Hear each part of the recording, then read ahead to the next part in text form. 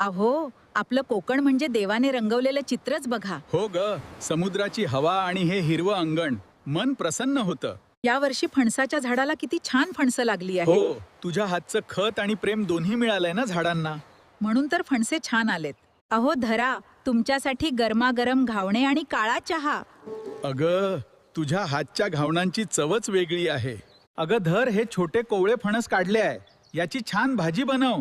कोवळ्या फणसाची भाजी छान होईल. होय, नक्कीच बनवते. फणस फोडून बारीक चिरून घेऊ. फणसाची भाजी खूप छान होते. सगळेजण फणसाची भाजी बोट चाटून खातात. हा छान वास येतोय. हो, चुलीवरच्या भाकरी खूप चविष्ट लागतात खायला. आपली फणसाची भाजी सुद्धा तयार आहे. सुगंध पण चांगला येतोय. भाजीला रंग तर एकदम अप्रतिम आला आहे.